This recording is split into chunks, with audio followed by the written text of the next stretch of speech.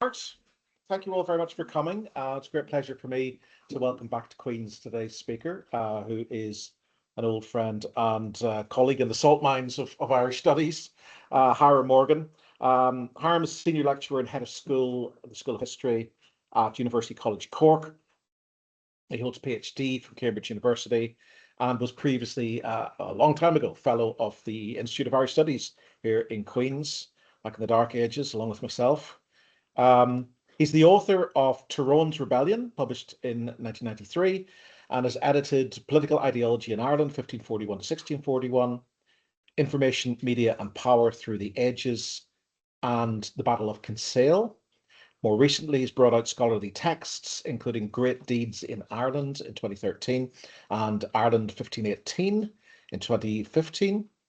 He was a founder back in 1992 of History Ireland, co-founder, and its co-editor until 2002, and he's the director of CELT, the Corpus of Electronic Texts of Ireland, the largest Irish studies website in the world, it says here. And he's working on a biography of Hugh O'Neill, the Earl of Tyrone, for publication with the Royal Irish Academy. So Hiram's going to talk to us today about his research on the English conquest of Ireland, Anatomies of Death, Forced Famine in the Tudor Conquest of Ireland. Hiram, great to have you here. Good. Well, leave it broad. Don't clap too. Well, thank you for inviting me, Peter, and it's great to be back here in the Institute of Irish Studies in a different location now. It was in Fitzwilliam Street across the way, and I can't remember what this particular offices were used for in those days, but it's a very plush, and the whole campus is looking very nice indeed, and it's nice to see students walking about in nice autumn weather. So what I'm going to talk to you about today is the sort of evolution of a policy of fighting the Irish and ultimately bringing them to submission. And I'm afraid you're going to have to listen quite hard to this because it's a lot of detail, but I think hopefully we'll get somewhere in the end. So I call it Anatomies of Death after Spencer's phrase about, in his view of the present state of Ireland, relating to the Desmond War. Let's start with some contradictions. And I hear Robert Cecil writing in 1600, I like no such barbarism. That could have been my alternative title for this. Because in this case, Cecil was annotating a document which was recommending extreme methods, assassinating the Irish leaders, scorched earth policies, etc., etc. But he writes on the document, whether for whatever reason, I like no such barbarism. But this is extraordinary, writing that when at the same time he was receiving letters from Mountjoy, Crewe, Chichester and others, talking exactly about doing across Ireland, in various places across Ireland, a scorched earth policy. Indeed, also as regards extreme methods, he himself had been behind at least one assassination attempt on O'Neill's life, which had been organised by Sir Walter Raleigh. So, why was he coming out with this attitude? Was it hypocrisy? Was he denying responsibility? Was this something out of sight, out of mind? Or another thing is that perhaps worrying about counter-propaganda, that in the court of public opinion, that if these things are happening in Ireland were given credence, England might be tarred with a sort of black legend, as the Spanish were in South America. So that's one contradiction happening at the centre of power, a sort of denial of what's happening in Ireland. Also, in Ireland itself, we have a lovely account called The Journey Through Luceil, Itinerarium apud Lucalium. It was in Latin by Josias Bodley. And it's a celebration of their winter festivities in Luceil. And him and other army officers celebrating and much all sorts of goings on. But at the same time, Ulster is starving. The rest of the province is starving. So those are two contradictions to start off with. But then to move on to some of the problems of all of this. First of all, caveats and problems with all of this stuff is to determine the level of death and mortality is very difficult because it's hard to ascertain the population itself of Ireland at the time. Was it 500,000, 750,000? We're not quite sure, really. And it's in fact easier to get some figures for livestock population and livestock figures, headage of cattle and so on and so forth, than it is for people. We have estimates of how many soldiers were, and you might extrapolate up that maybe one soldier requires 10 people to feed him, maybe, or something like that. That might get you to 500,000, but I don't know. Another issue is, second one there, destruction of crops and food supplies. In fact, it seems to me that this isn't a very easy process at all to do. Because cattle can be moved away, and crops, when they're green, can't really be readily cut down. So, like, in fact, most of the biggest destruction happens in the autumn when crops are harvested or when crops are stored. So, but it's not easy to destroy crops, it seems to me, and especially to get an army to do it, unless you charge through it with horses or something. I don't know. Then another thing is the creation of famine conditions. The creation of famine conditions actually involves killing people, the so-called churls, because the problem is that people become too frightened to tend their herds, to go out to tend their fields, etc., etc., or are chased away so that they can't grow crops. So you kill people in order to cause famine conditions as well. That's part and parcel of what's going on. The killing of the laborers is part and parcel of causing these famine conditions. Also, on a more larger level, in talking about the evolution of these policies, we're also talking about not just what is in private correspondence, but in secret state papers, which are now known to us better today than they were at the time. We're also talking about the circulation of news at the time, rumors, and also publications. What is in print? It's also important, seems to me. So this issue is a somewhat literary issue as well. And it's what you might call an evolving public sphere, long before Habermas even thought of the term. So what you have is an evolution of tactics and strategy, but also a more amorphous thing of policy. How far what's going on is acknowledged, how far it is deliberately or consciously developed or officially understood, but it is definitely there. So, first of all, if we come to how the Irish attack things, like this is one of the what you might call normal Irish raiding, stealth preys, borderages. Now, this was actually getting worse, I think, in the course of the 16th century because of militarization. This is Captain de Queller writing. This is a Spanish country, it's neutral in that regard, writing after the Spanish Armada. He talks about what the Irish eat, butter, oat, bread, sour milk. But then he says the chief inclination of these people is to be robbers, to plunder each other. No days passes where they're called to arms. One village becoming aware of that there's cattle. They go and attack that. They rob the cattle, take them away. But then he says here, the English garrisons come and rob them in turn, because the English garrisons are becoming prominent in this raiding activity. And something of that is represented in these famous things from John Derrick's cattle raid, the Irish attacking these villages, driving off cattle, etc. And then the next plate from it, the English garrison attacking the Irish, regaining the cattle, and obviously having killed a number of the Irish. But that's a representation of this activity, or something like that. But that is when English involvement has started to impinge on what was a sort of low-level internecine wars, I suppose.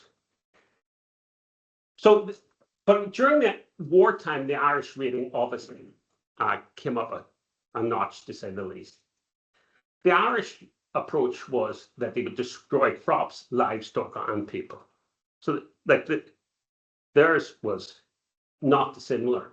But the object is essentially political, but the tactic is economic. It's to take resources for their own use or to deny those resources to the enemy.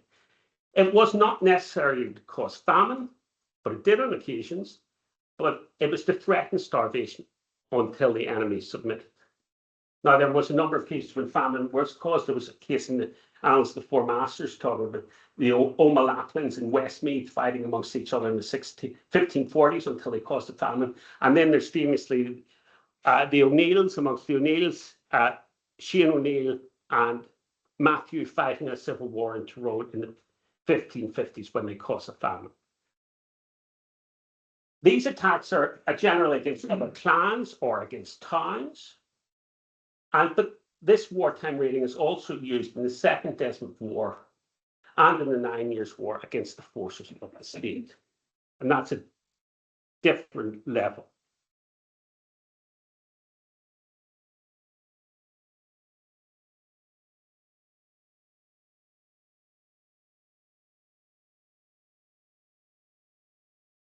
So just to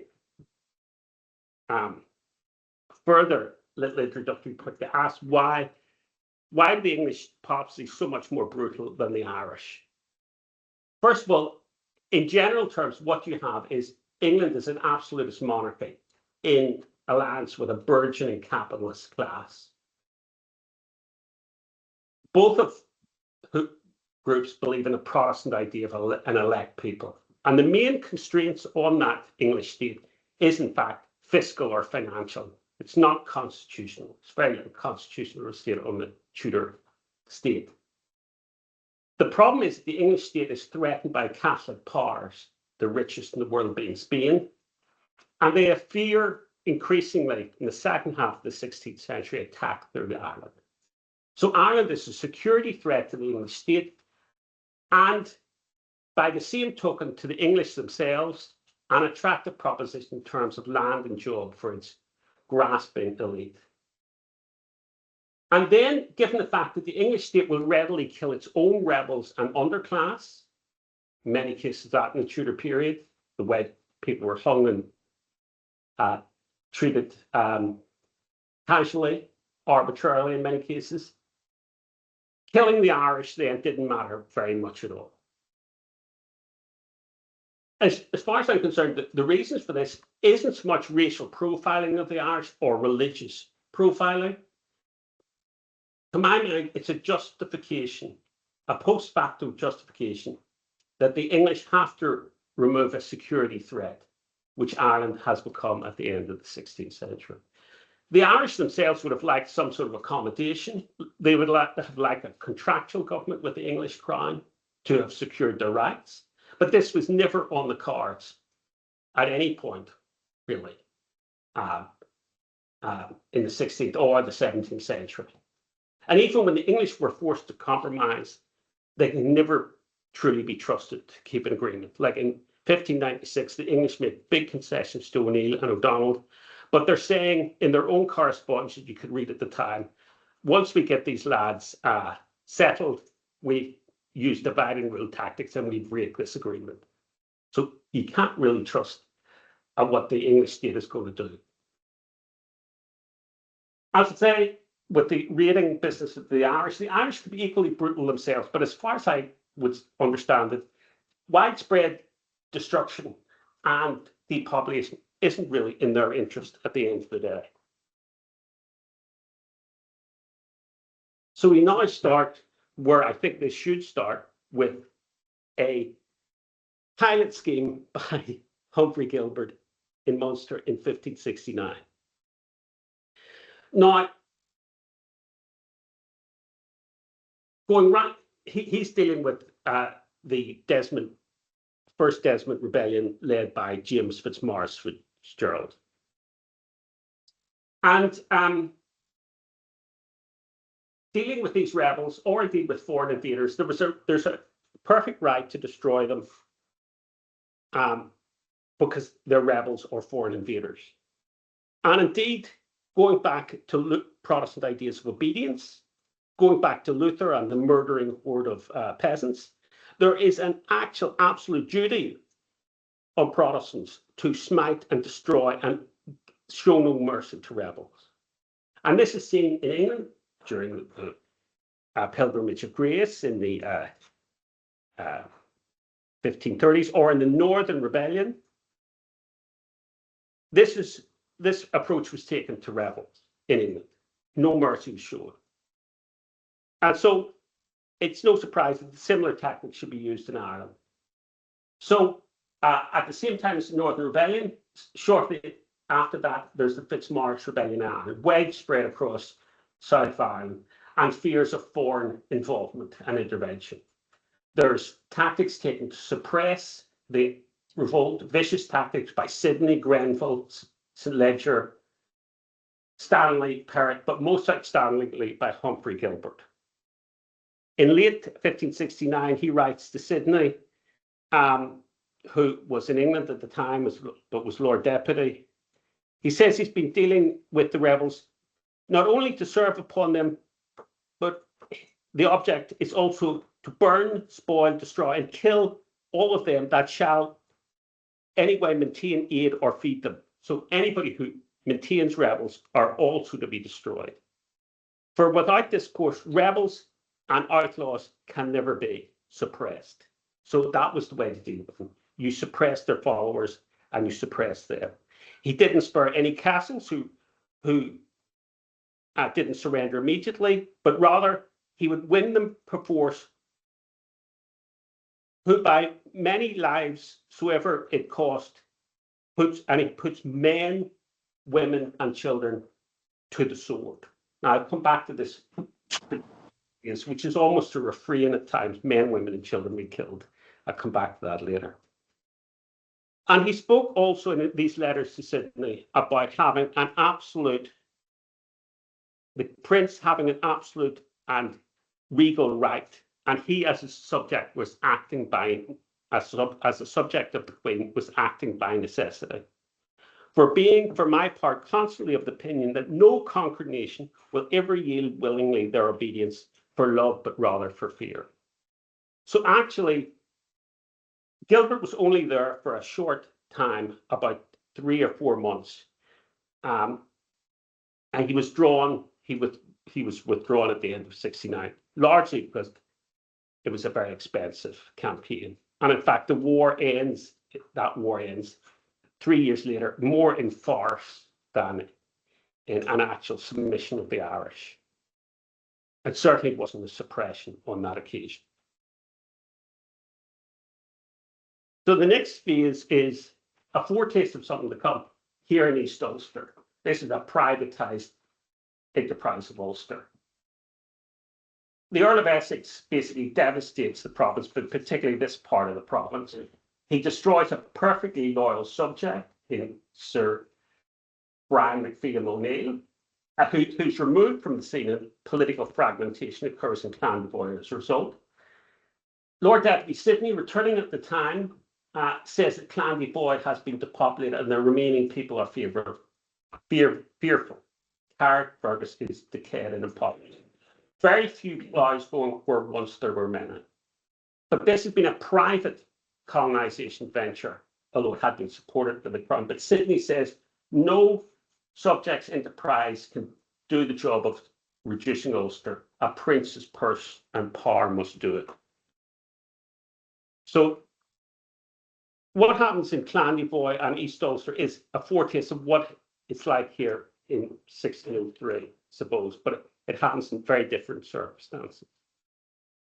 But more importantly, in some respect, is what comes next, just at the time when the Desmond War breaks out, is that you have justifications for this sort of policy put into print. You have Barnaby Rich writing his alarm to England about martial law should be used. But more importantly, in 1579, I'm not sure whether the Desmond Revolt is about to break out or whether it has broken out, but Thomas Churchyard, publishes a big section in his book about Gilbert having been knighted by Sidney, having a commission of martial law to destroy rebels by fire and sword. It is Thomas Churchyard who has the famous scene of people submitting, seeing their relatives' heads on poles as they come into Gilbert's tent to submit. Now that is not in Gilbert's own correspondence, it is in Thomas Churchyard 10 years later. It's almost as if Thomas Churchyard is a sort of strategic publication, that this big section sticks out like a sore finger. And I don't even know if Thomas Churchyard was with Gilbert in Munster.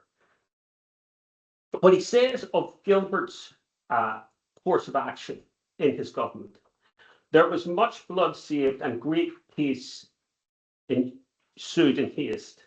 For through the terror which people had perceived thereby, it made short wars.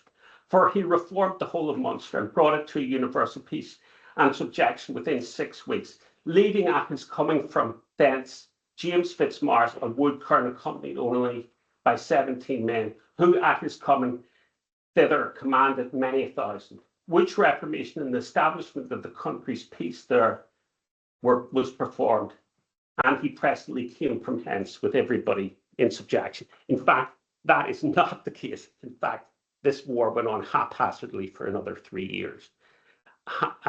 Churchyard is misrepresenting Gilbert's success here in this one short, sharp shock, as it were. But the fact is that this policy was being celebrated in print by Churchyard in 1579. So that's publication is quite strategic, I would say. Because the same year, with James Fitzmaurice's return to Munster, followed by the murder of English sheriffs and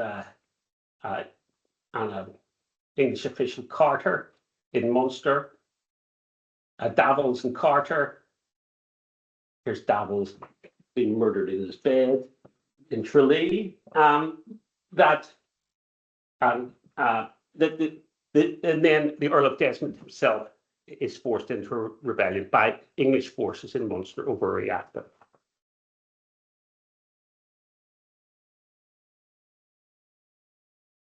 So the war in Munster is the first war with a big famine attached to it.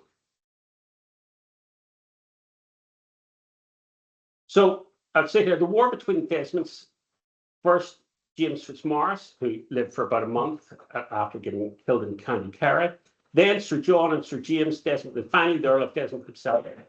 Their war with the Crown and its agents between 79 and 83 was amazingly destructive. Though not deliberative, I would say, the struggles prolongation resulted in death in Munster. There were few stand-up fights. It was a messy conflict with the Desmonds, fighting from their fastnesses in the mountains and glens, spoiling towns, harrying loyalists and Crown forces, and in turn the government destroying the supporters of Desmond and denying sustenance to them and their possible Spanish and other possible Spanish landers or papal landers as it's merit. I take, for instance, this account of the war in the Dingle Peninsula. Dingle is first spoiled by Fitzmaurice and then John of Desmond. And then they attempt to starve the town of Desmond into submission, where the people in Dingle are forced to eat dead carcasses.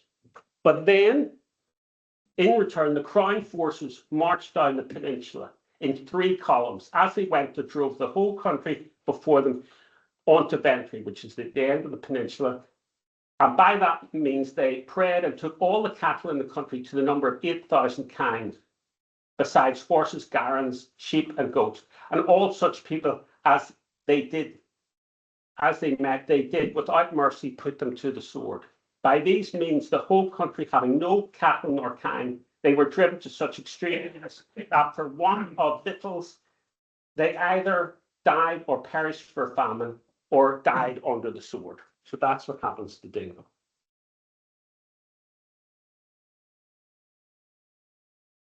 Now, two of the major perpetrators of the Crown's actions in these parts were Pelham and later Ormond. The Annals of the Four Masters for 1580 write, these, wherever they passed, showed mercy neither to the strong nor the weak. It was not wonderful that they should kill fit men, or kill men fit for action, but they killed blind and feeble men, women, children, sick persons, idiots and persons. I'm sure that there's a touch of propaganda about that, but I'm sure it was vicious. So that's what Pelham and Ormond did. But in the interim, a lot of there was 2 years of government by Lord Grey Wilton, who was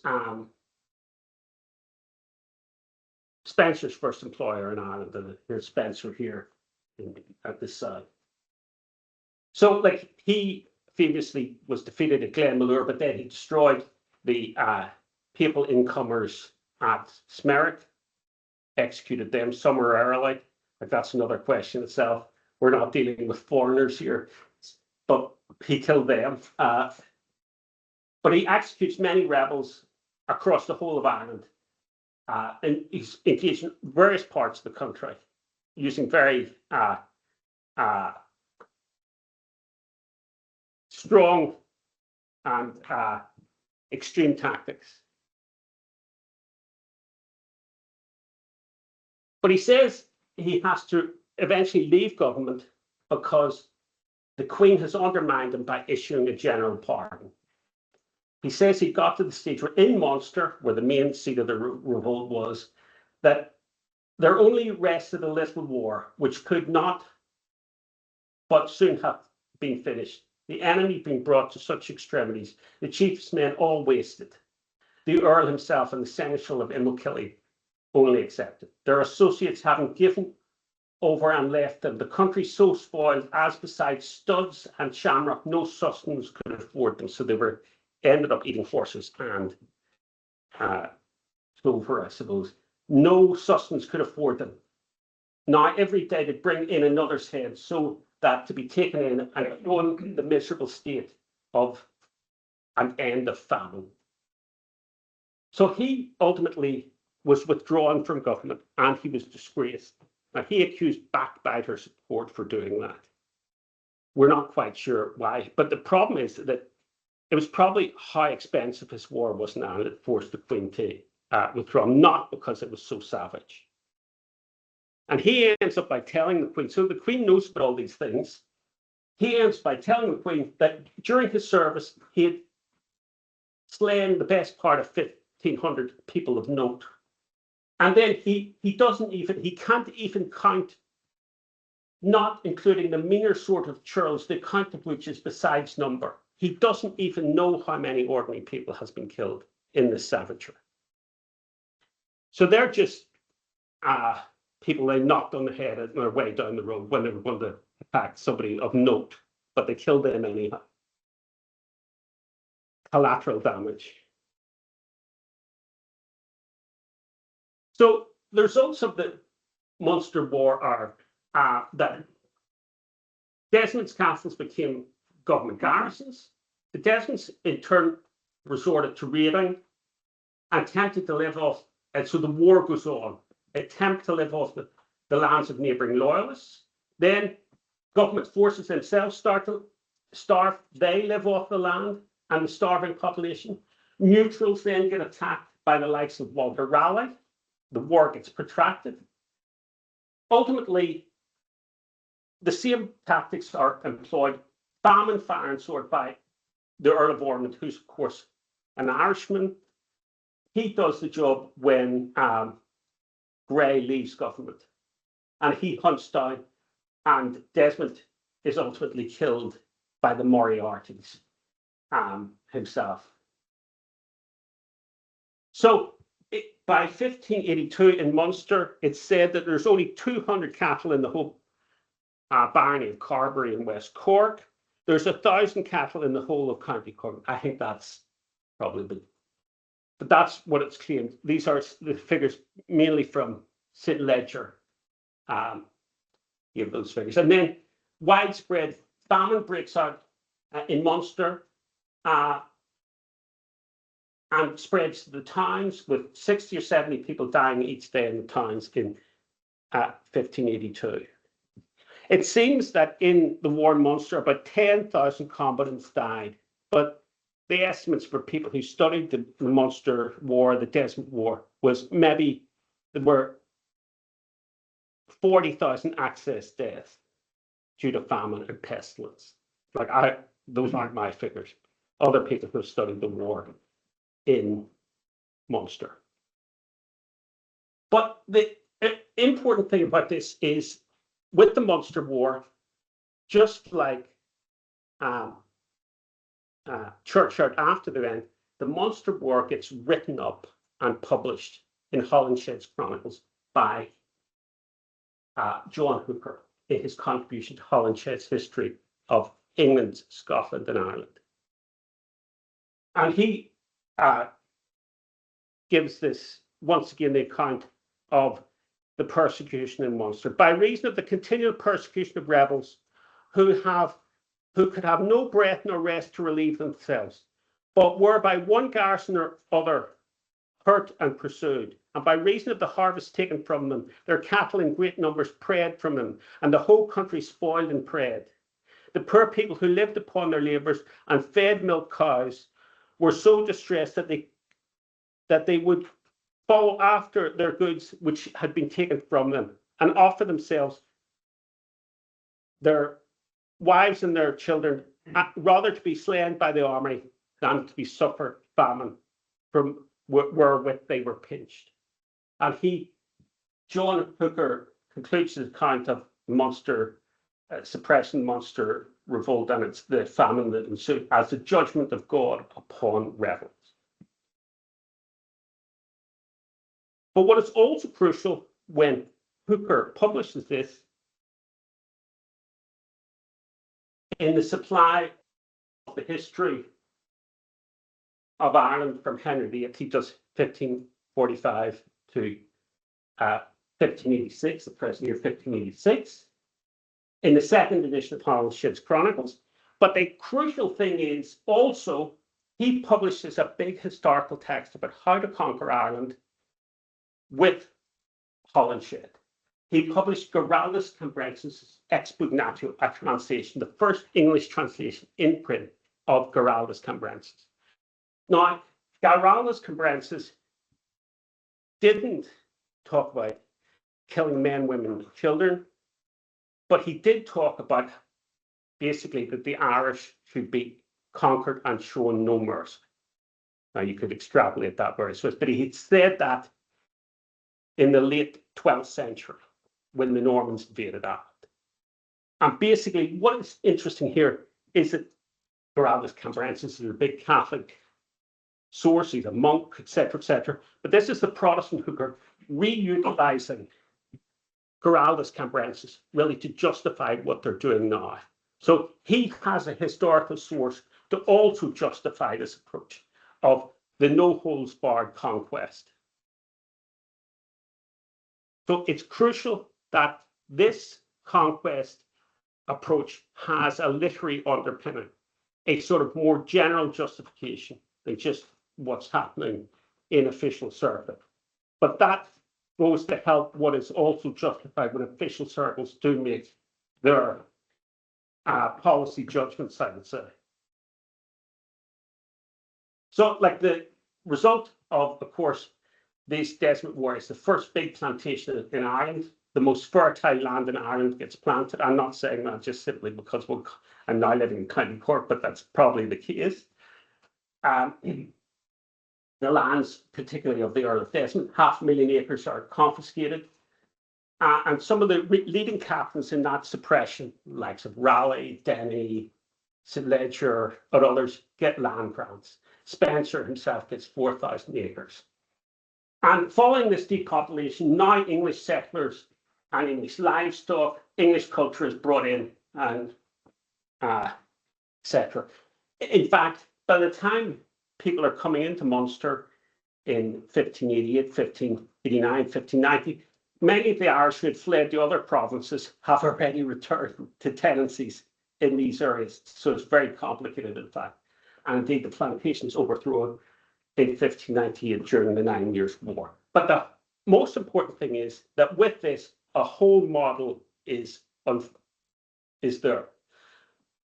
You could say, as a 10-pound follower of Nicholas Canning, that it is a pattern established.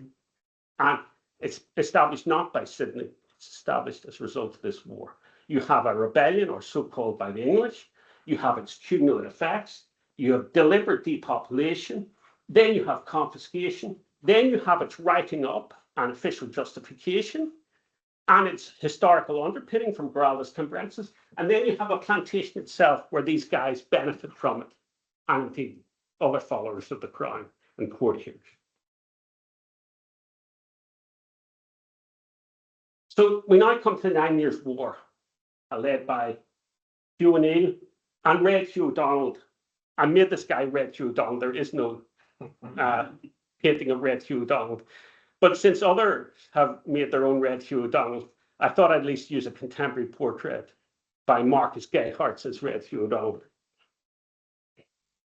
Probably much better looking than Red Hugh anyhow. So the 9 Years' War led by O'Neill and O'Donnell. So the Irish now, the two major ruling families in Ulster were in alliance. The 9 Years' War was different in many respects. There was an area which the Irish controlled, and that was central and western Ulster. It was not a guerrilla war, but it was a war of offence and defence. And Irish raiding was very important in that war. The Irish mounted large-scale raids intended to establish and extend their area of control by forcing submission of Gaelic and Anglo-Irish lords and to deny resources to the crown, whilst in turn acquiring supplies to feed their expanding armies, the so-called Monarchs of Ulster. And most significantly, also these raids are coordinated, sometimes to attack on all fronts at once, sometimes to attack in the west or in the east when attempts to divert or distract crown forces attacking on the other side of the country. For instance, these raids are marvellously described by Louis O'Clery in The Life of Red Hugh, his attacks into Connaught and into County Clare. And then when Spanish forces were thought to be on their way in 1596, there were big attacks on the Peel, down into Meath and Louth.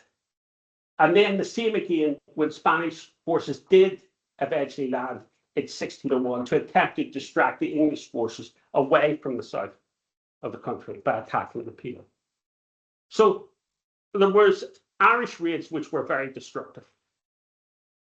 Indeed, they became more destructive in 1599 when O'Neill declared this policy of faith in fatherland,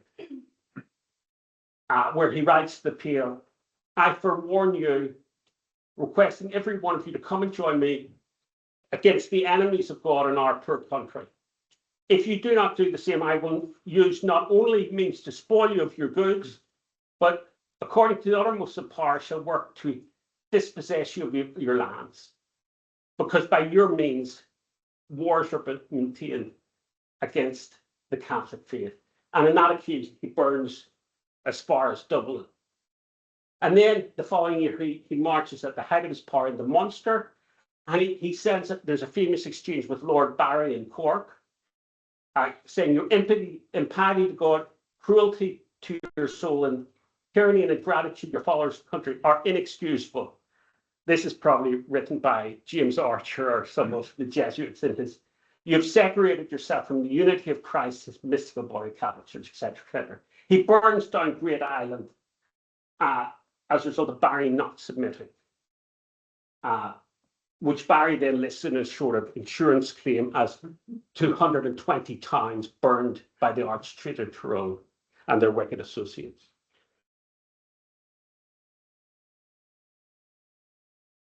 Now, like one of the reasons why the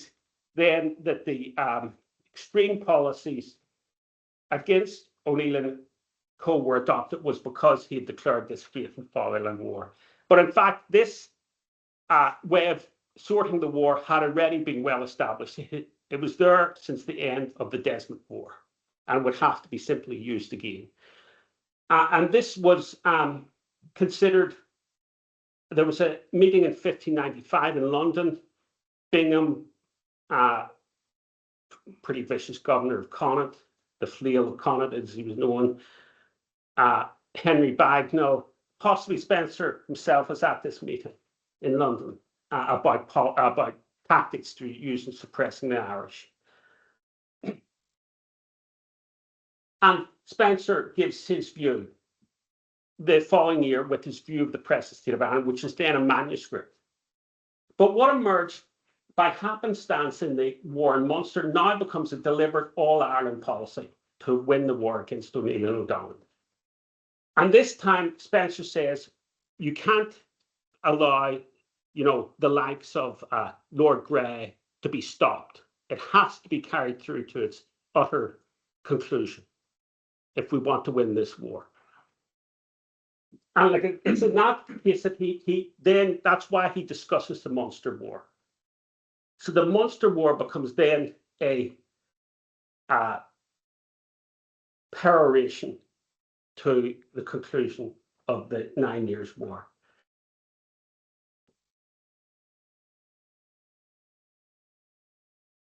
And like he says here, although none of them may fall by the sword nor be slain by the soldier, yet being kept from manurance and their cattle from running abroad, and by this hard restraint, they will quickly consume themselves and devour one another. The proof whereof I saw sufficiently exampled in the late wars in Munster.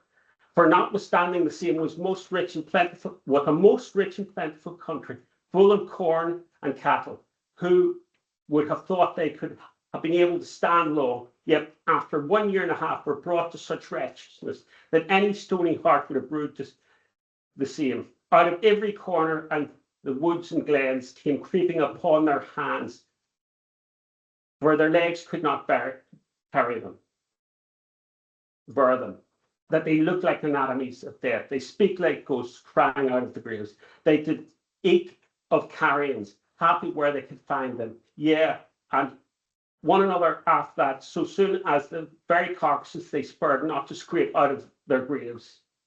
And if they could find one plot of watercress and shamrocks, they would flock for a feast to it. So a most populous country and plentiful country is suddenly devoid of man or beast. And this is the way to destroy them, by the extremity of famine, which they themselves have wrought by not submitting. If you don't submit, you perish by the hands of the state. So that was Spencer's solution. And I said it had already been talked about, but Queen Elizabeth hasn't got the resources. She's got many other things like wars against Spain. And so it's only when the Munster plantation is overthrown and the danger of intervention in Ireland becomes very great that they send Essex to Ireland to try and sort out Ireland.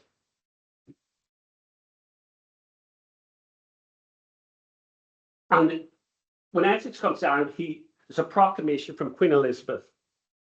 And the proclamation extraordinarily promises that Queen Elizabeth does not intend the extirpation of the Irish people. She actually says that.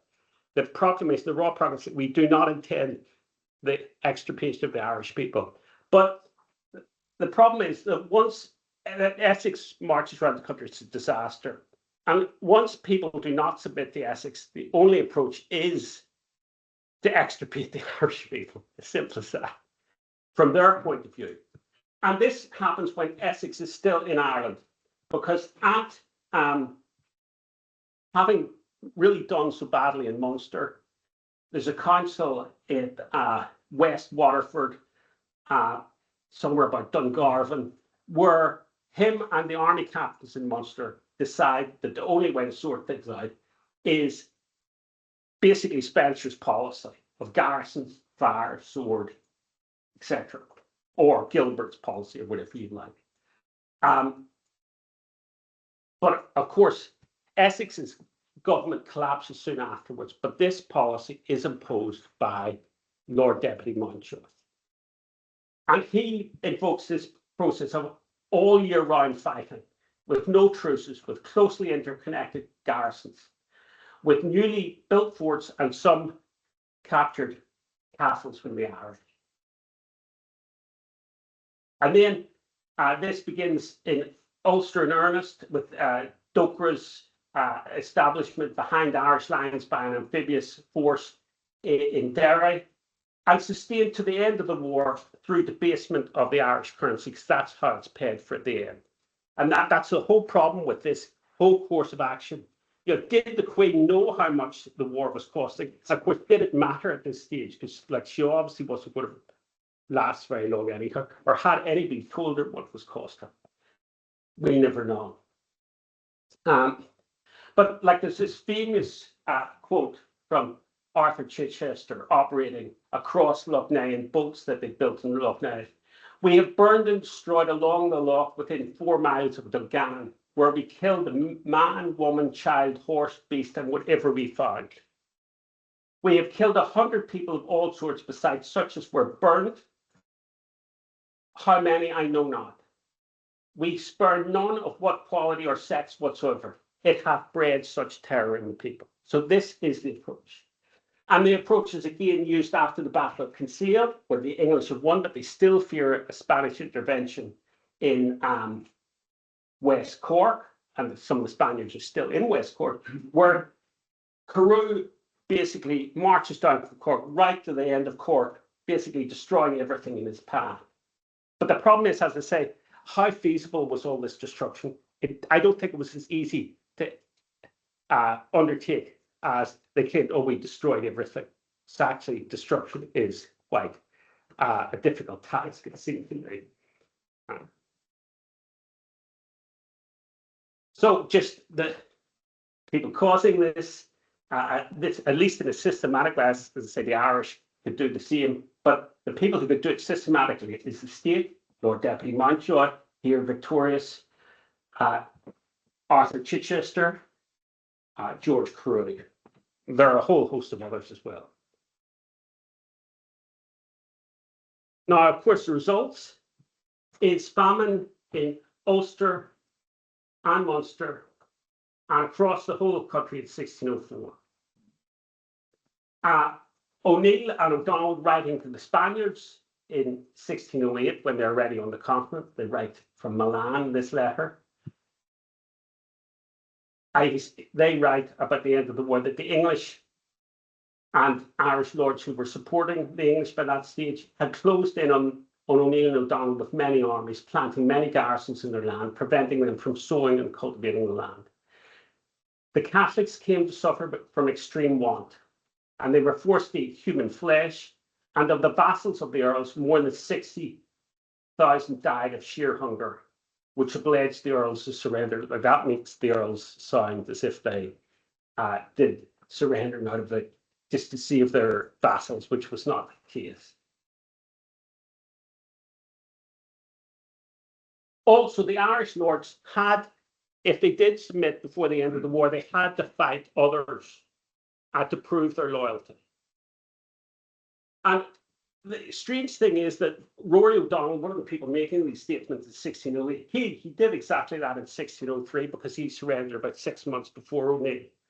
And at the start of 1603, the Annals of the Four Masters write that what Rory O'Donnell did was he attacked his other rivals amongst the O'Donnells.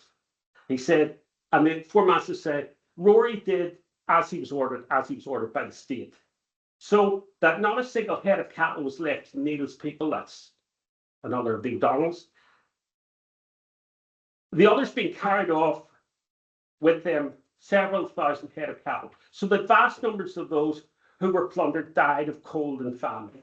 Rory divided the prey and gave due proportion to them and the gentlemen who came in his army. So basically, at the end of the day, Rory O'Donnell also engaged in this activity, but he did attack his actual enemies during this process. But this sort of bloodletting was encouraged by the English.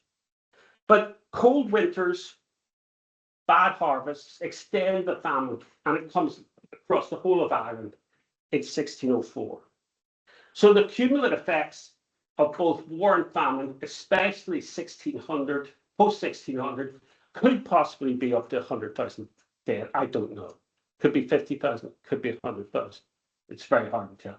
Refugees are fleeing the country of Ireland itself into Wales, England, France, Spain. There are boatloads of Irish going elsewhere, not the Earls, but just ordinary people fleeing the country. So why did this happen? Well, I would say, like I said, it was that England at this point, from an English Protestant point of view at least, its aging queen with no heir, with war and foreign intervention in Ireland, was facing collapse. It was nearly bankrupt in fighting its wars, particularly in Ireland. There was high mortality rate on both sides in Ireland. Many English soldiers died as well, mostly of disease. But there were possibly rich dividends to be had if Munster was anything to go by for private individuals involved. So what was a possible existential crisis for Protestant England resulted actually, of course, in the destruction of Gaelic Ireland. But it's only about 15 years later that this stuff gets written up in print, and that is first by Fiennes Morrison in 1607. He talks about some of O'Neill's raids causing damage and possibly starting the famine. Really, he could date it back to O'Neill's raids, although he also dismissed the fact that the Palesmen may have been telling porkies about how much damage O'Neill was causing. Mountjoy himself writing that this is the only way to overcome them, by famine. And the garrisons have to be established during the summer, but they have to operate all year round, including through the winter. And the Irish have to be not allowed to stand still, basically. Morrison records that Mountjoy in particular marching through Armagh and into Tyrone, where he found corn in great abundance. This course causing famine being the only sure way to reduce and root out the rebels. And of course, Morrison describes these lamentable scenes, unburied corpses in Tyrone. He mentions 3,000 starved to death around Dungannon. And then he retails these famous stories of an old woman, like something out of a Brothers Grimm or something, kidnapping, eating young children. And then another story of orphan children eating their dead mother. And he says that this thing is cumulative. The famine grown daily in Ireland by continual spoil of the country, and the army cutting down the rebels' corn for these last 2 years. And then that mixed in with the devaluation of the currency, and when provisions got very high, and the army itself couldn't feed itself in Ireland, had to rely entirely on provisions from England. So that is a Fiennes Morrison putting it in print. It was also put in print by O'Sullivan Burr in his Catholic History of Ireland, published in Lisbon, not Lisburn, Lisbon in 1621. And he likened the whole thing to the destruction of Troy.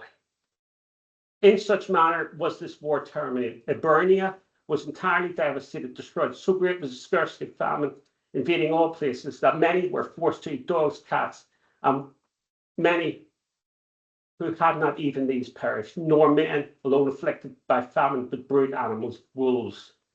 etc., etc., weakened by hunger, dogs digging up corpses.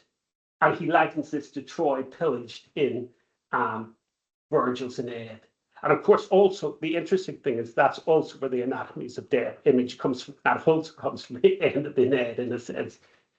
What tongue could tell the slaughter of that night? What eyes can weep the sorrows and the fright? The ancient kingdom drooped its stately head, imperial city falls, while every place is filled with heaps of dead. The streets, so like that's the fall of Troy. He ends up because it's the image of death. That's the anatomy of death.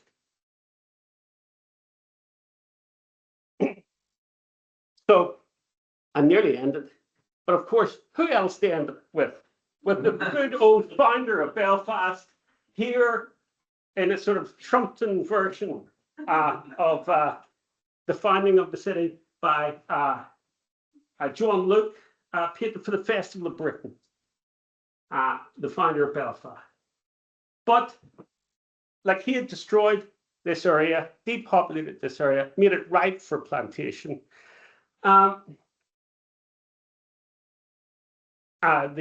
He made the Irish in this area fight each other.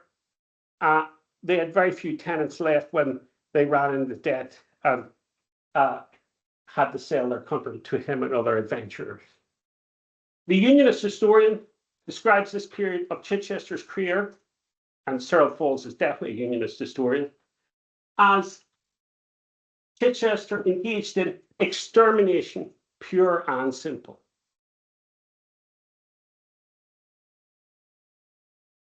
But one final thing is Chichester's famous quote there about killing men, women, and children and beasts. This doesn't come from a classical source like Caesar or Cicero, or a medieval one like Giraldus, or a Renaissance one like Machiavelli, but it's drawn from the Bible, from the Old Testament, from the Book of Samuel. As the Book of Samuel says, it's not just referring about men, women, and children, it also includes animals. Go and smite Amalek and utterly destroy all that they have, and spare them not, and slay them, man, woman, infant, suckling, ox, sheep, camel, and ass. So Chichester knew his Bible. Thank you.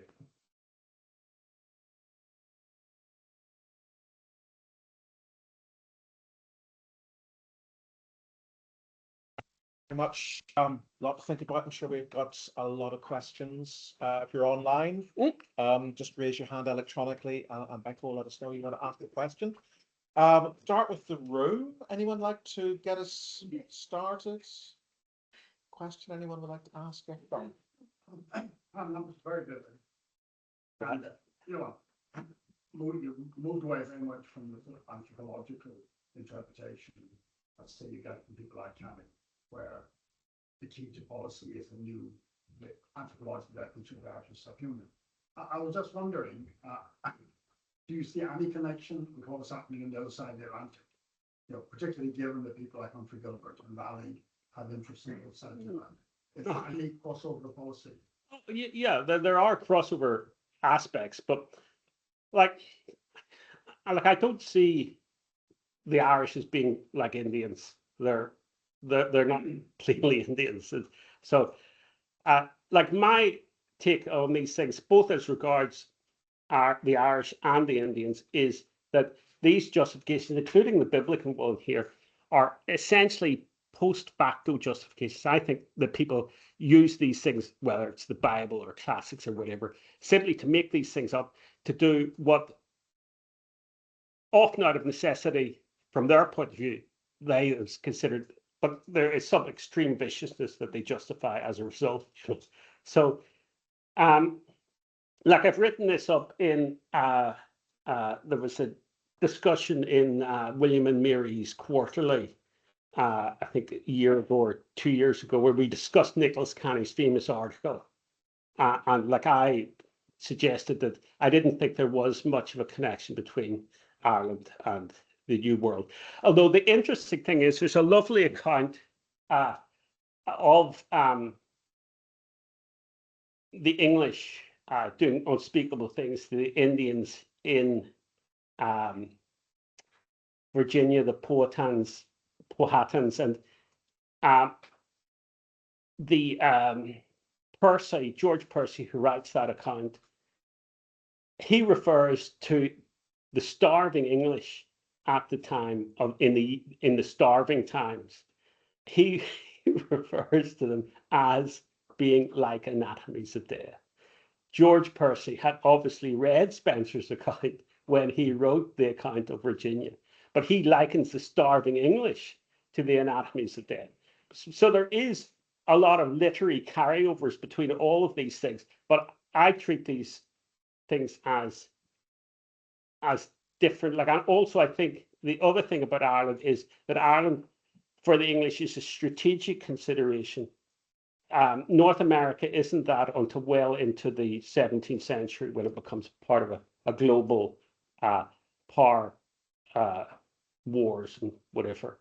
But I think that in this period, Ireland is a strategic consideration. And the awful things that the English do in Ireland, they're largely carrying through for political reasons and strategic reasons, but they are doing them because they are a Protestant elite who believe in these things, and they won't make any compromise with people in Ireland who didn't want to necessarily become Spanish or whatever, but they essentially not left alone, you know. So, but it's far more complicated than I think what Nicholas Canny writes. That's for sure. That would be my view. But I think that the interesting thing is, like, this sort of intertextuality with this guy here and Amilek is that there's quite clearly, Nicholas Canny went back to Renaissance classics and so on and so forth. But the big influence on most people would have not been reading the classics, although many of these English officers who came to Ireland were very learned and could all put in a good sentence, and they could write a good account of what they did. But the main thing that they'd all read was not Giraldus Cambrensis, but their Bible. You know? And that's where smiting the Amileks or whatever, the Irish, could be an analogy for that. So we got to Israel and Palestine in the end, but by circuitous route. Yeah. So I did a little bit of research on this, and the book I used is more of a historical narrative, Richard Burles' Twilight. Mm-hmm. Yeah, and it's a little bit about the Second Desmond War not deliberately being a famine and the difficulty of implementing famine. And he talked about Black Tom Butler and knowing the Irish. Yeah. And being incredibly effective. Yeah. With deliberate famine. Yeah. Knew how to hit them when they were bullying their cattle, and then hitting them when they were harvesting their crops. What do you kind of think about that as being a deliberate policy? These policies were deliberate. Yeah, even at that time. Yeah. And, some of the Irish were probably the most effective people because they knew, how the economy worked. Most, the same, Ormond was still alive in the 9 Years' War and still very active, and like he saves Munster after the plantation collapse. He marches around Munster, saves the towns, and then he lists the number of people he's executed in a very grim fashion, and he names the names the people he's executed, and. Absolutely, it's a grim, rigorous business that these people are engaged in. Some of them have more remorse than others. It's quite clear but they're doing it nonetheless, for whatever reason. But they're doing it. Pascal there will be pleased that I brought in the Aeneid at the end. Absolutely. Yeah. The only disappointment was that you didn't go to in Latin. All right, thank you. But no, I was supplying the English translation there. Yes, consequently, almost infinitely ora tenevat indictoro patrones sequoias about the opening lines of Virgin in the book. Okay. You know, so just to remind you. Thank you. I'm interested in the woodcuts. I'd like to have seen more of the woodcuts because they look fascinating. What you showed, and these disparaging woodcuts, disparaging of the Irish. I think the use of the word cairns. Cairns reminds me of Shakespeare's Richard II. Sure. Now for our Irish wars to go and the use of the word these rugged herd. Rough, yes. Yeah. Cairns. I'm just thinking, you know, at this point, I mean, he's talking about Richard II, a much earlier period, but Shakespeare is writing exactly at this time. Sure. And he is making reference, for example, to John of Gaunt going and taking the possessions of John of Gaunt to fund his wars in Ireland. I'm just wondering, do scholars like yourself call upon Shakespeare to source not just the information but the atmosphere of the time? Sure. I think that's what would provide. I think it would provide context and atmosphere. Like it was Richard. The Richard play was put on by Essex, and for instance, during his attempt at rebellion, and so, like I think a lot of Shakespeare is not necessarily. It's not politically. It's not majorly political, but it's very topical. It gives us lots of topical issues which people could engage with at the time, and whether it's a Tempest and the voyages to America, or the Scottish play relating with and James had come to the throne, and all sorts of things about witches and witch trials were in vogue and whatnot. So those things are all very topical. I don't think that his plays are that very political at times, but they certainly give a flavor of the time. That's for sure. Yeah. Hiram, can I just pick up on Pascal's point about the woodcuts? I mean, our visual sense of these wars is very much shaped by John Derrick's Image of Ireland, published in 1581. To what degree is Derrick a direct eyewitness to what he's depicting in that text? I mean, and what impact does his publication have at the time on interpretation? Yeah, I think like his is like Churchyard there, possibly like giving also the flavor of how the Irish have to be conquered, that they have to be dealt with very firmly. In that context, he's talking about Sidney's campaigns about Rory O'Moore, and Rory O'Moore's left in the woods, and he's saying in Latin, "Oh, unhappy me, only animals for friends," or something. There's these Latin speech bubbles or something that are coming out of him, and so but also like it's left with, but it's a sense of redemption. The likes of Rory O'Moore can be defeated, but at that point, it also shows Turlough Linnock submitting to Sidney, and so that if the Irish are willing to submit and behave themselves, that's fine, and Sidney will accept that, and then he marches back to Dublin in triumph. It's really a big propaganda piece for Sidney, and possibly sending his son back to Ireland, because his son's involved in that publication. It must have been an immensely expensive publication as well.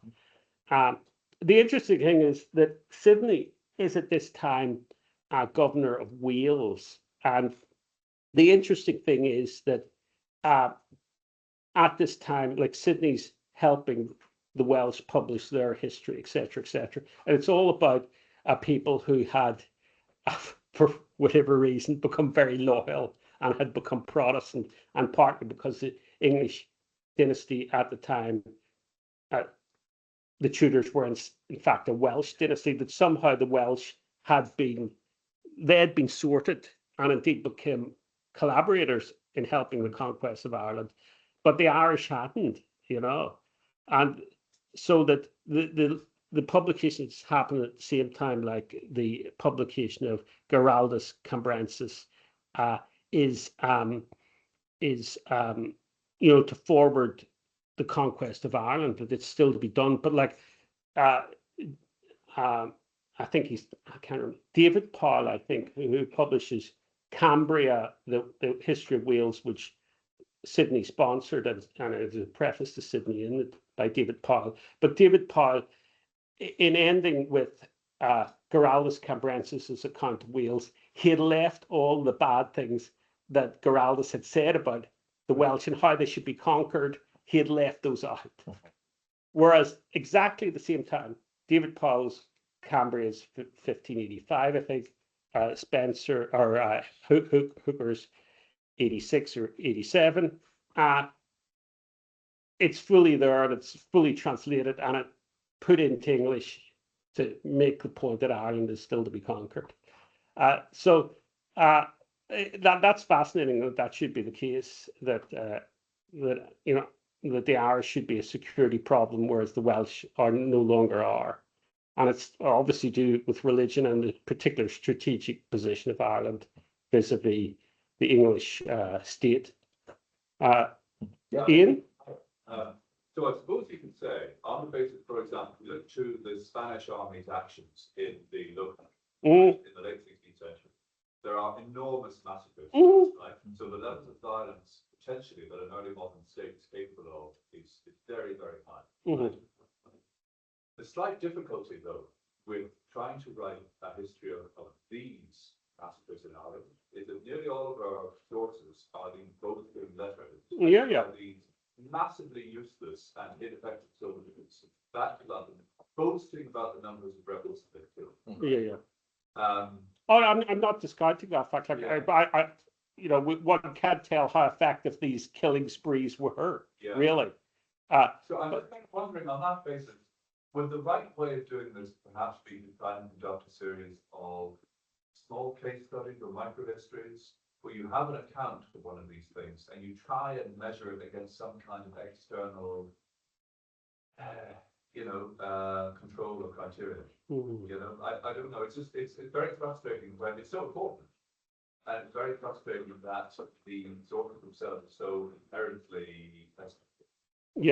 No, I agree. It's a very difficult task to judge how many people are actually, because as I say, like, there's a whole problem issue with how many people there were in these lordships, etc. In the first instance, and then, but it would appear like for instance, there, like Morrison, for instance, in particular, like he is there witnessing something as like he's not directly involved in killing, he's a secretary in a sense. So is Spencer in his time. So in a sense, what they're saying is, and they're certainly lamenting the fact that it's happened, but they're nonetheless supportive of the fact that it had to be done. And like people like Mountjoy are also possibly a captain or a general doesn't do any killing by the hand anyhow. You let other people do these things, So, but yes, it's very hard to gauge. And as you're right and said, it also great massacres were taking place in the Low Countries, in other wars, and then in South America. And like in South America, the Spaniards were killing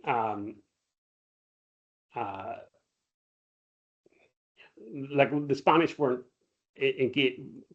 weren't thinking in terms of the Counter-Reformation, but they did think people were heretics or pagans or whatever. So a similar analogy, perhaps, is there present. So it's grim stuff, but and then the other thing is, like, what level of depopulation was caused, that could make plantation so successful, or make it more possibly successful than otherwise it would have been. These things are also hard to gauge. Well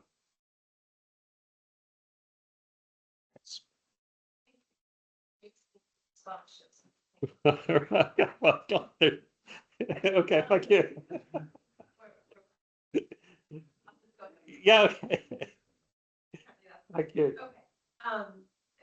So it's just interesting, because when I think of my own reading of, Crown sources and even things later like the Klein-Hartley survey, and this is obviously something that's been written about very greatly, but it's, this effective famine, which clears the ground for planting and such.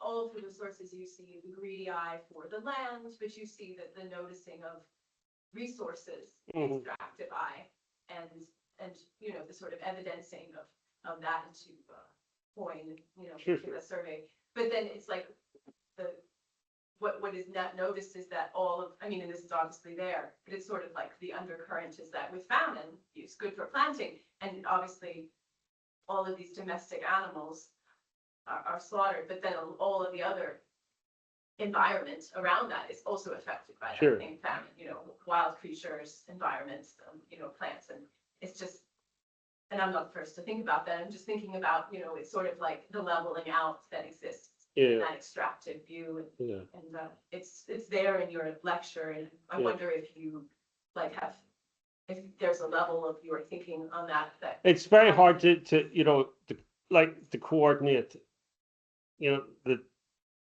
killing, massacres, and forced famine took place, and then people came along and planting it.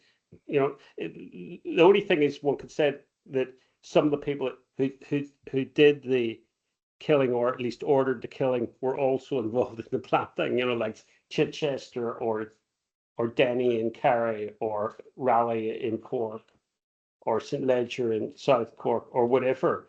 That there is a follow through from that, and obviously too, that the English officers in particular, who had spilled their blood, as they would see it, in the 9 Years' War, are very, very pissed off that the Scots are allowed to come to Ulster and take lands just because the Scottish king has come to the throne. Like, they didn't do any of the conquering of Ulster. They didn't have to fight the Irish in the depths of winter, out in the mud and dirt and rain of Ulster, with no shelter, maybe a Christmas party in Lakeal, and whatnot, but essentially pretty grim stuff. So there's many people like and then there's also pure revenge, like Chichester's brother had been killed by the MacDonalds, but the strange thing is that the MacDonalds get off lightly from Chichester. It's the Clandy Boy O'Neills who suffer. Maybe they're just all the same, just all Irish at the end of the day. I'm not sure. But it's hard to put size them up together. But as Ian says here, like, perhaps micro studies or something like that would try to resolve some of those issues at a local level. Becky, any questions online? Yes, yeah. And Sean Can says, did this trend of barbarism and famine continue with the same intensity up until the rebellion in 1641? No, because the plantations happen, and there's a sort of honeymoon period where the Irish are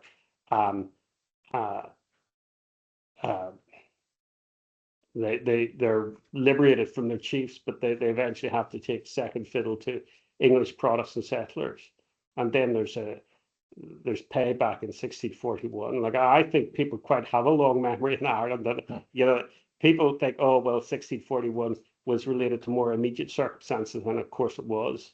But it also was that in the interim, much more vicious and considered religious ideologies had entered in on the Catholic side of things to bring about the 1641. So it's 6 of one and half a dozen another from there on in, unfortunately. Yeah, I have a question fitting in with all this. About the environmental and personal impacts. With the Shakespearean, the guy, what was his name who wrote the Fairy Queen? Spencer. He talks about the very light touch of the Irish because of their pastoralism. And, you know, was this propaganda to kind of solve their minds about the destruction they did? But, you know, with the lifestyle of bullying, with, you know, pastoralism, was, you know, Ireland kind of fairly untouched after these devastating wars? Or was no, well, like the fact is that, like, what, you know, like pastoralism is only half the issue there. Like the thing is, like what Morrison is talking about there, saying cutting down on their corn for 2 years. Like the Irish did grow crops as well. Yeah. So it's a much more sophisticated economy than just these herds of cattle. So much propaganda. Oh, there's lots of propaganda in relation to the Irish just having cattle. Even on the famous depiction of the defeat of the English at the Battle of the Yellow Ford, you can see corn growing on the way to the Blackwater Fort, because it's the battle takes place in August. You know, you can see these fields of corn depicted. So and as the Queller says that the Irish eat oatmeal as well as, so consequently, you know, that meal has to come from somewhere. It has to be grown, you know. So like it might be pretty primitive stuff, but it's more than simply a pastoral economy. It would have to be if it's going to be in any way, you know, to have large armies as they did in the 9 Years' War, for instance. Yeah. I've just been sitting staring at the Samuel quotation, and then remembering your opening quotation from Cecil. And the word barbarism used by him strikes me as incredibly interesting. I like no such tactics would be a neutral way of putting it. Barbarism is a very judgmental term. Sure. Contemporary. Sure.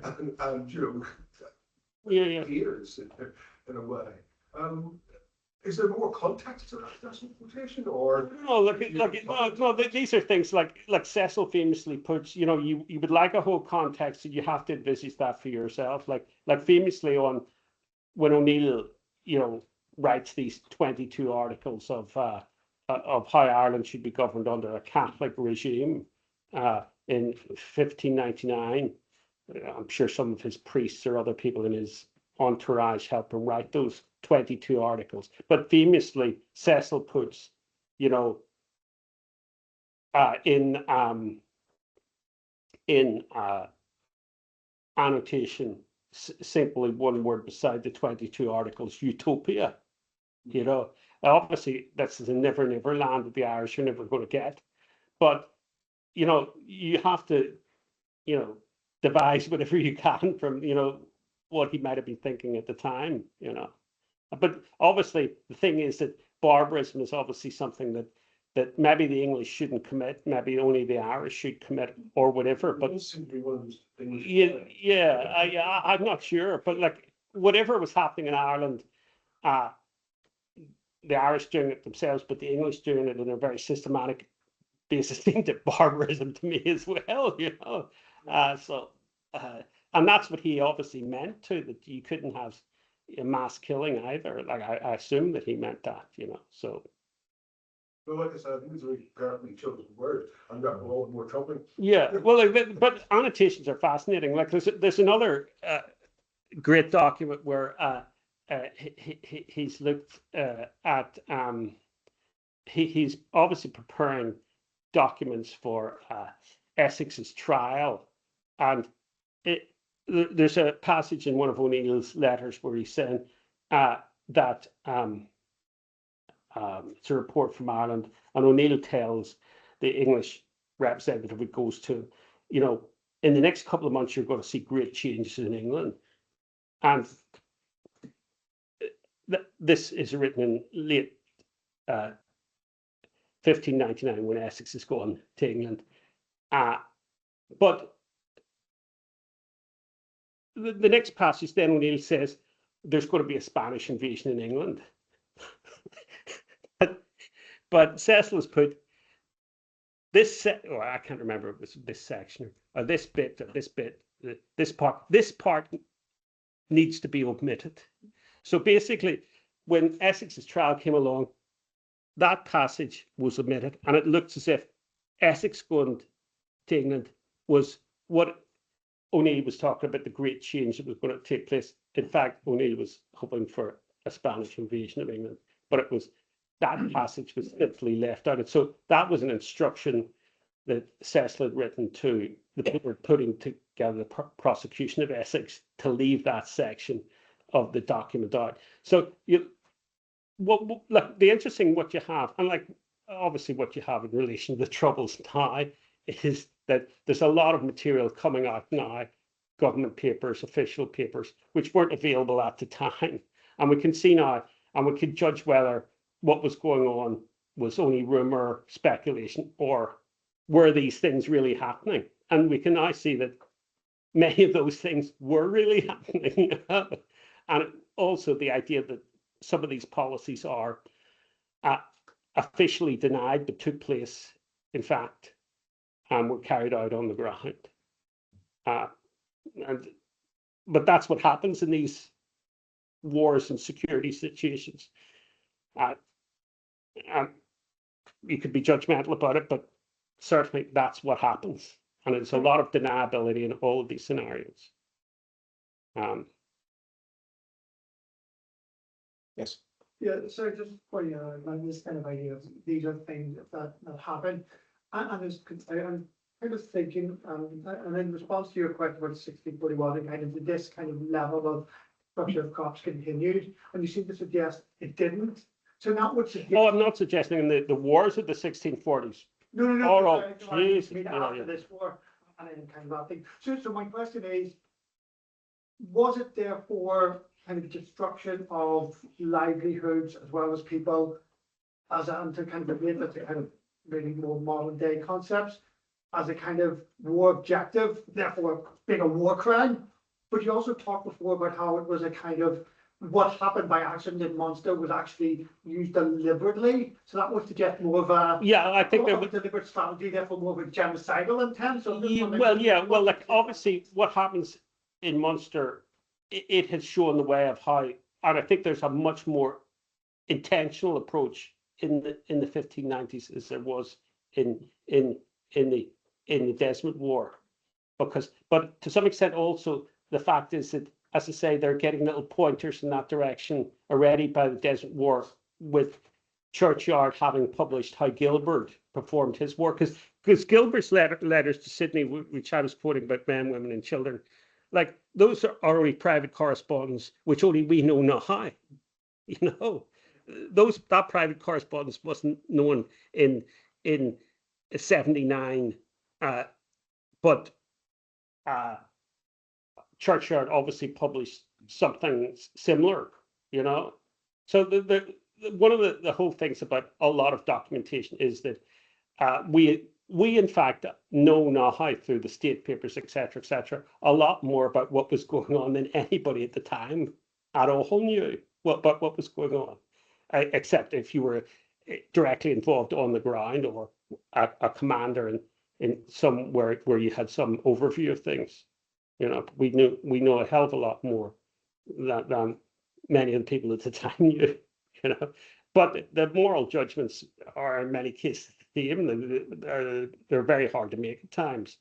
But certainly more systematic things happened during the 9 Years' War. partly because that had been a successful policy to secure the defeat of the Desmonds in that war. That seems logical. There is a degree of evolution of these policies. Yeah, that's what I'm trying to say. I said, not justifying it one way or the other, but that's how it was happening, you know. Okay. Anything else online, Becky? Okay, so I might ask a last question, and just to pick up on Ian's point about the need for local studies to sort of get under the skin of what's actually happening on the ground, and kind of wear my interdisciplinary hat at all. Is there scope here, or has there been any serious work done in terms of settlement archaeology? I know Jim is in the room, has done battlefield archaeology on the 9 Years' War, but I mean, has there been any serious attempt to investigate, in the way that there has been for the Great Famine of the 1840s, human remains, built environment remains, to help get a sense of the you know, even on a kind of local level, scales of destruction, and also the kind of traces in human remains of starvation and famine for this period? Not that I would know of. I think you'd have to have a far greater quantum of remains in a whole lot of different places to start making these judgments. That would be my opinion. Like, you don't have anything like say plague victims, or the people who died of cholera in Spitalfield or whatever. I don't know, what would you say, Jim, that you could make a judgment? Yeah,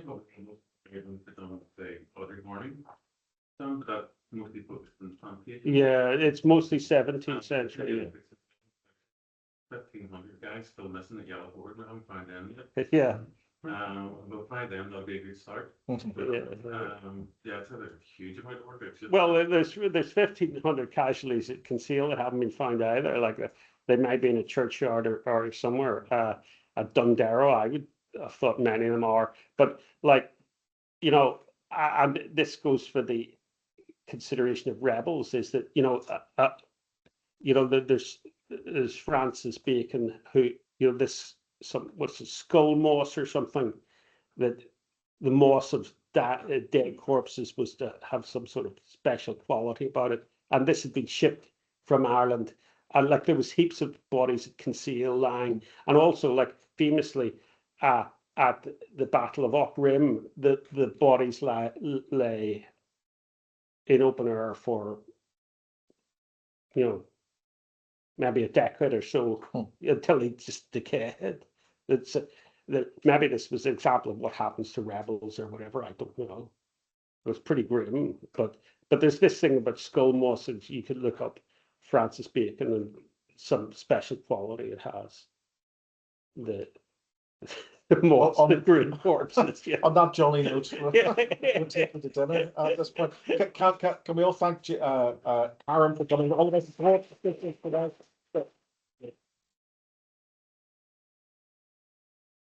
I was hoping for a question from Colin here, but maybe get one afterwards. Yeah, I'm sure Colin will ask a question. So just to finish, we have a seminar next Monday, 4:30 in this room.